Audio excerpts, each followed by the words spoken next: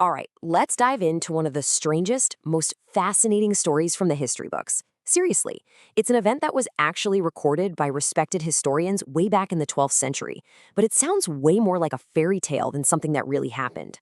We're talking about the Green Children of Woolpit. And that's really the question at the heart of all this, isn't it?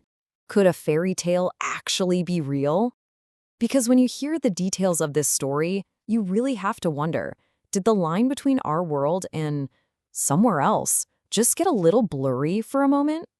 So let's set the scene. Picture this. It's the late 1100s. King Henry II is on the throne in England.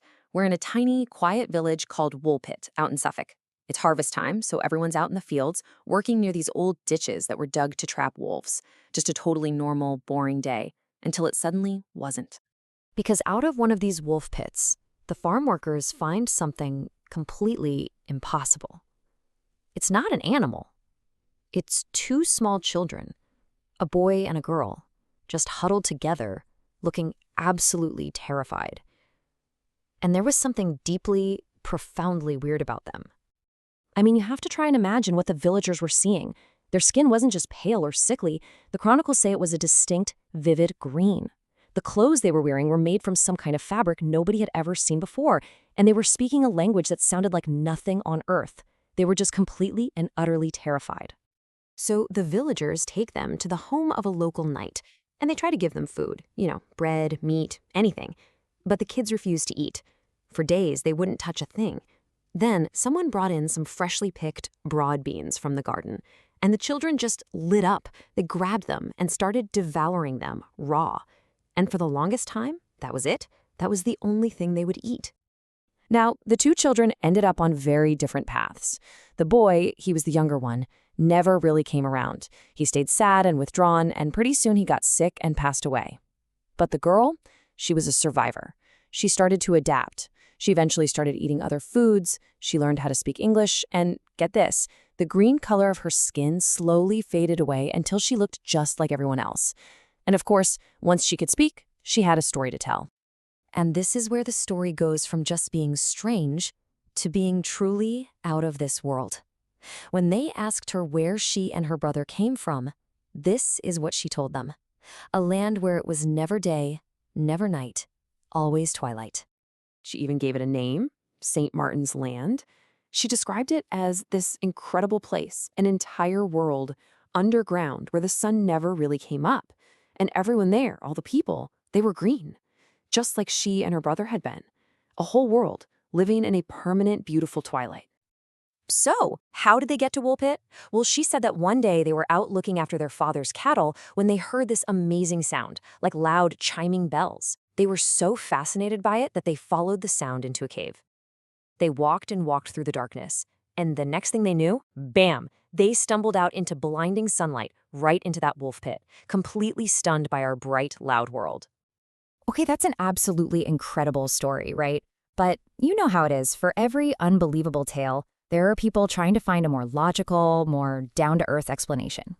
So could there be a perfectly normal reason for all this?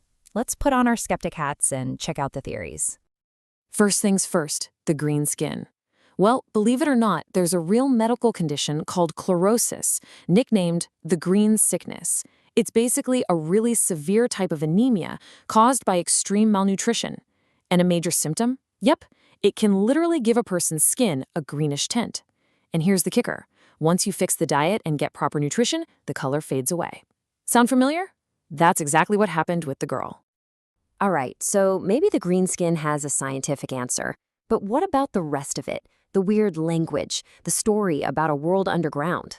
Well, the most popular historical theory paints a much more human and, frankly, a much more tragic picture.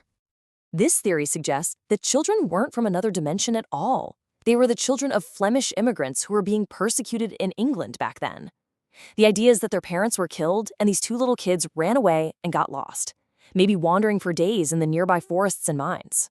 That unknown language? Probably just a Flemish dialect the English villagers didn't recognize.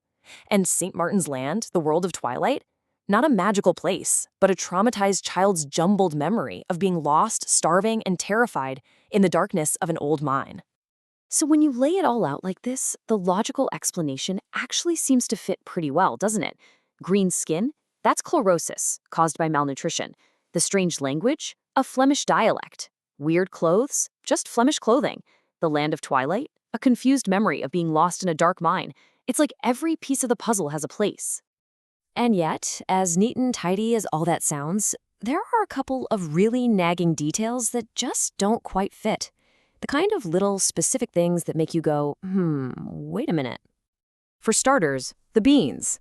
I mean, why the obsession with raw broad beans? Neither being a malnourished Flemish kid nor having chlorosis explains that. If you're starving, you'll eat pretty much anything you're given. But these kids wouldn't touch anything until they saw those beans.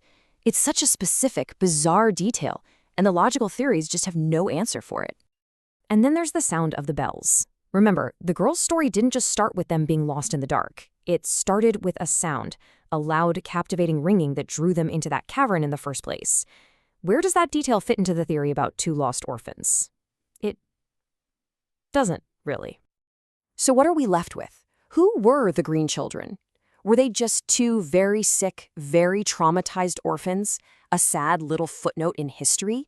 Was their incredible story just the confused fantasy of a child's mind trying to make sense of a tragedy? Or, just maybe, did a door to another world, a land of endless twilight, actually swing open for just a moment in an English field centuries ago? The chronicles tell us the story, but the truth, well, that remains an enigma.